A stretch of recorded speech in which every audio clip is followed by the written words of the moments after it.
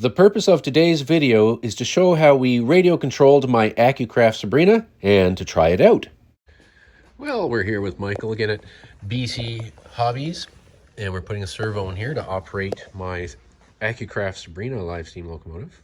Essentially, this engine has this space built under here to put radio control equipment, so you remove the screws to take the plate off. So there's enough room in there for a small AAA battery harness. There's 4 AAA batteries, and I use ones that are rechargeable. I don't bother to put the 3 screws in, it seems unnecessary. Even though there's a part built here for a switch, and initially I enlarged it a little, put a switch there, I wound up putting the switch up in the cab, so there's more room in there. So we have this servo here that operates the arm for the reverser, and we have a servo there that operates the steam regulator. Now I'm going to eventually paint that black.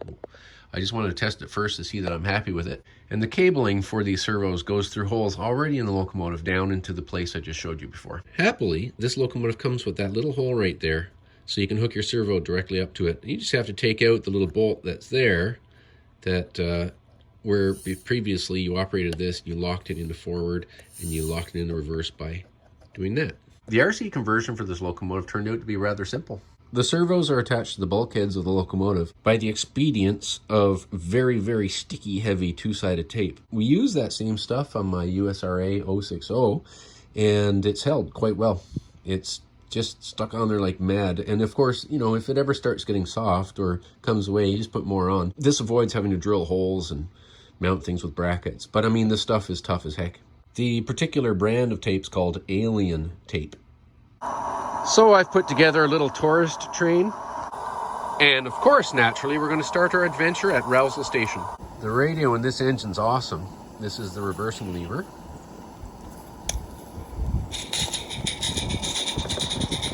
And of course, we go forward again.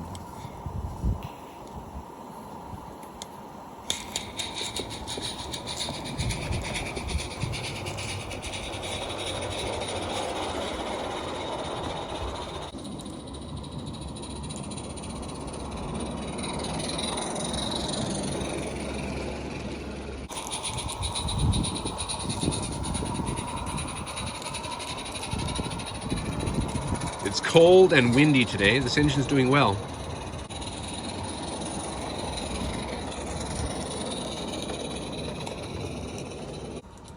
Stop at Rousel Station again. Pretend 5 minutes has passed.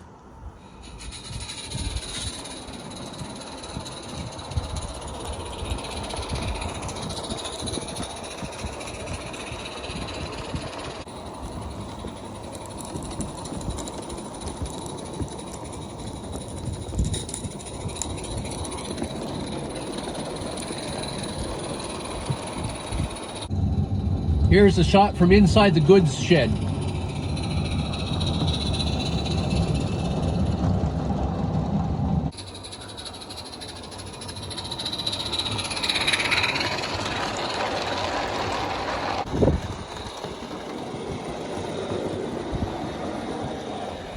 This is the 2% grade at the end of the deck.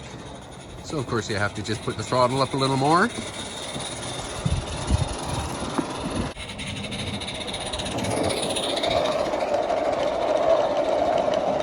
I'll also put a link on the end screen to last night's running out in the dark in the snow with my roundhouse Sandy River number 24.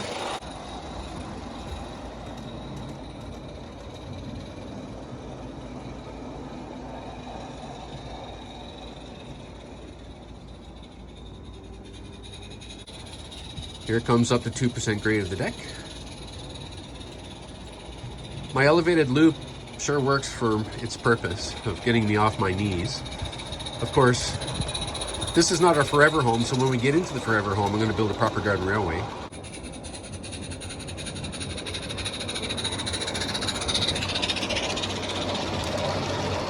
That chain is there so I don't lose the cap. I lost the original black cap somewhere, and so Accucraft only had the maroon one, which is fine. Rob at Swift 16 in Wales provided that chain.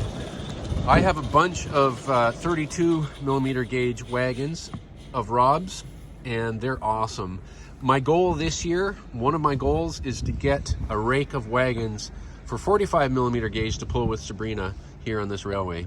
I want to thank Michael at BC Hobbies here in Victoria, British Columbia, Canada for, as usual, being, well, he's a super nice guy, and also for helping me RC this locomotive. Without him, I could never figure this stuff out. Well, we're out of gas, and I'm cold. If you have enjoyed this video, please consider subscribing, liking, but most importantly, share. Share it, forward it on to friends, and let's encourage our hobby.